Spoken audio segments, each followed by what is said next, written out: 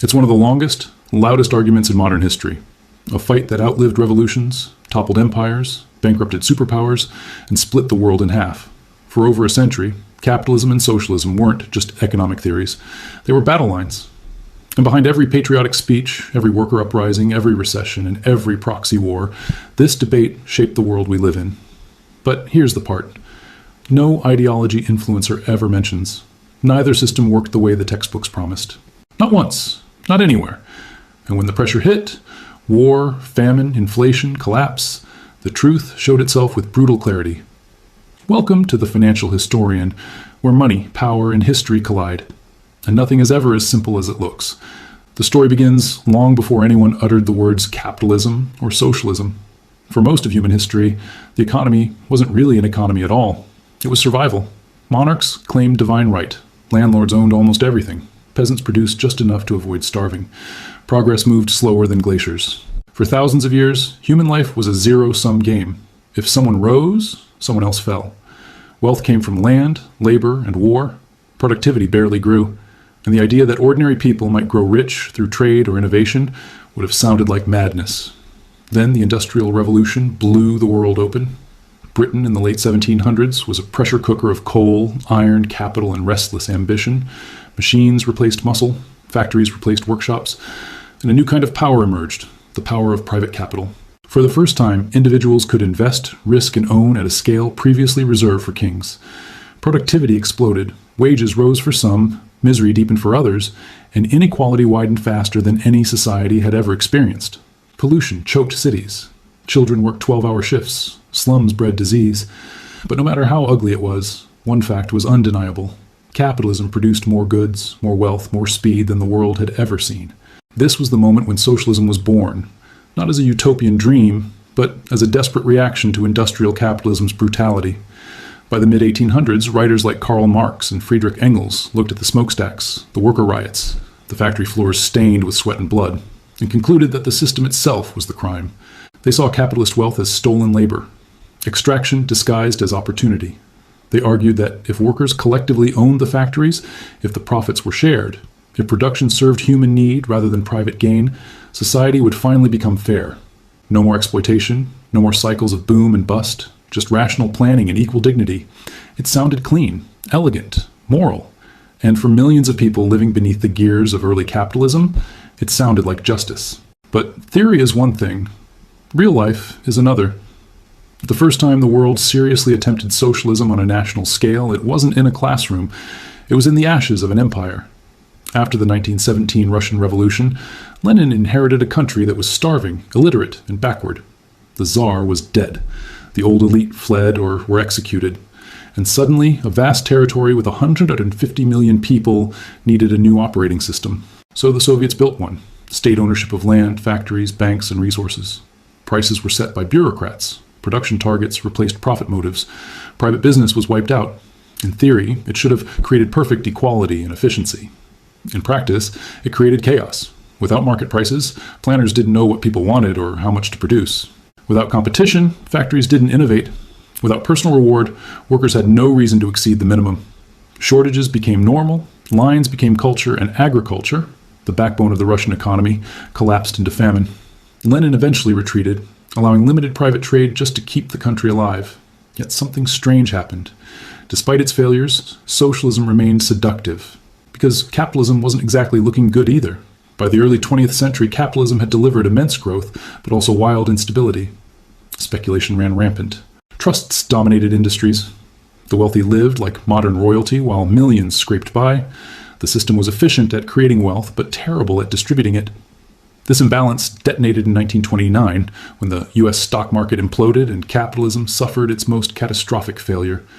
The Great Depression wasn't a recession, it was a global economic heart attack. Banks collapsed. Unemployment hit 25%. Entire countries saw their financial systems wiped out. For millions of observers, capitalism looked not just flawed, but fatal. So, by the 1930s, the world faced an uncomfortable truth. Neither system worked as advertised. Socialism promised equality, but delivered scarcity. Capitalism promised prosperity, but delivered collapse. And then came a moment that changed everything: World War II. The war forced every major economy to test its system under maximum pressure. The Soviet Union, despite its inefficiencies, mobilized its entire population with terrifying speed and discipline. State control allowed it to redirect all resources toward survival. Meanwhile, capitalist nations like the United States transformed into industrial supermachines, proving just how powerful private innovation could be when backed by national coordination. When the war ended, the scoreboard wasn't ideological anymore.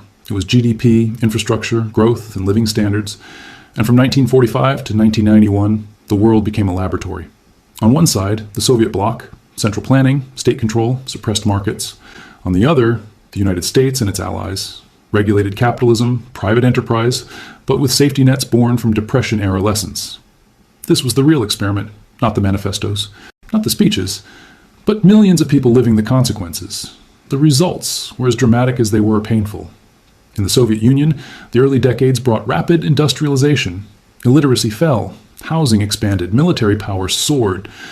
But beneath the surface, the system was cracking. Without price signals, the economy drifted into absurd inefficiency. Factories met quotas by producing unusable goods. Farms delivered rotten harvests, and innovation stagnated. By the 1970s, the USSR was decades behind in consumer technology. A country that could build rockets couldn't produce decent refrigerators.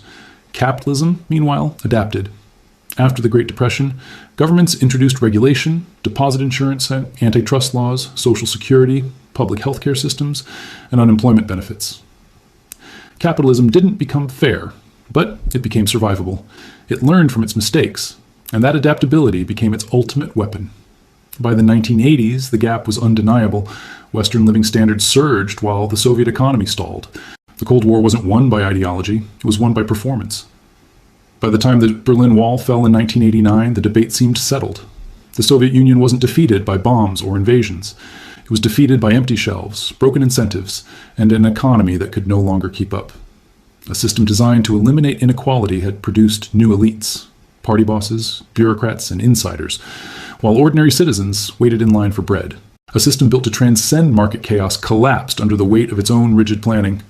And when the numbers finally came in, they told a blunt story. Western economies were simply more productive, more innovative, and more adaptable.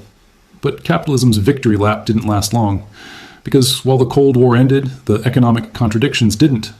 By the 1990s and 2000s, capitalism evolved again, this time into something no 19th century theorist could have predicted. Finance exploded, global supply chains stretched across continents, and credit flowed like water. Inequality soared again, this time on a scale reminiscent of the Gilded Age. Corporations became transnational powers, and entire economies became dependent on debt, speculation, and asset bubbles. The 2008 financial crisis hit like a déjà vu, a reminder that capitalism's instability never really disappeared. It just came back wearing new clothes. Meanwhile, socialism reemerged, not in the old Soviet form, but as something softer, more nostalgic. Calls for wealth taxes, nationalized healthcare, free education, stronger unions, and economic leveling returned in many countries. Younger generations, crushed by housing costs and stagnant wages, began to question whether capitalism still worked for anyone but the wealthy. The debate was reborn, but there was a twist. This time, almost nobody wanted pure capitalism or pure socialism, because history had made the trade-offs painfully clear. Look at modern Scandinavia, often mislabeled as socialist. These countries have free markets, private enterprise, and global corporations, but they also have high taxes, strong social protections, and powerful unions. It's capitalism with guardrails, a mixed economy engineered to dampen inequality while preserving innovation. Now look at the United States, a capitalist powerhouse with tremendous invention, financial depth, and global influence, but also staggering wealth gaps, decaying infrastructure, unaffordable healthcare, and a shrinking middle class. Look at China, the most fascinating case of all, the world's largest authoritarian capitalist economy. Beijing calls it socialism with Chinese characteristics. But what it really resembles is state-directed capitalism. Private firms driving growth, government controlling strategic sectors, markets allowed to flourish only when they serve national priorities. And yet, even China faces the same contradictions. Debt-driven growth, housing bubbles, demographic decline, slowing productivity. When you step back, the truth is almost embarrassing in its simplicity. Every major economy today is a hybrid, a blend of markets and state power, incentives and protections, freedom and control. Not because ideologies failed, but because reality forced compromise. When systems met real human behavior, ambition, greed, fear, laziness, creativity, neither theory held up cleanly. And that's the uncomfortable lesson. Economic systems don't shape people nearly as much as people shape economic systems. Human nature doesn't disappear under socialism or capitalism. It just expresses itself differently.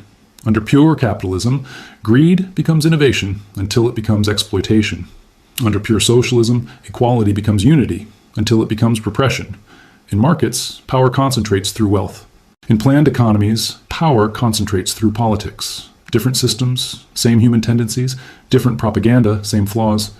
The real question isn't which system is better, it's which system has the best mechanisms to restrain power, correct mistakes, and reward useful behavior. And history's answer is clear. The system that adapts wins. Capitalism survived because it could reinvent itself. From laissez-faire to the New Deal, to globalized finance to tech capitalism, socialism collapsed where it refused to evolve. The Soviet Union, Maoist China, North Korea. But socialism thrived where it merged with markets. Scandinavia, post-1978 China, despite its authoritarian edge, and parts of Western Europe.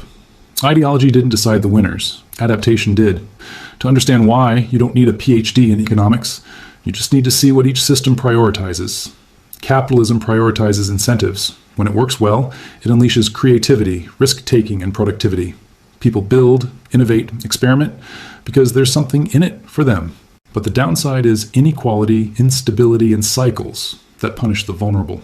Socialism prioritizes equality. When it works well, it reduces poverty, expands access, and ensures basic dignity. But without incentives, productivity stagnates. Without markets, information collapses. And without open institutions, corruption festers in silence. Both systems have strengths, both have failures, and both have historical scars. The modern world, the world you and I live in, is built on those scars. Every safety net, every regulation, every market rule, every welfare program, every financial instrument carries the DNA of this century-long battle. The mixed economies we live in today aren't proof that one system won. They're proof that neither system could survive alone. But here's the twist most people miss. The debate is shifting again.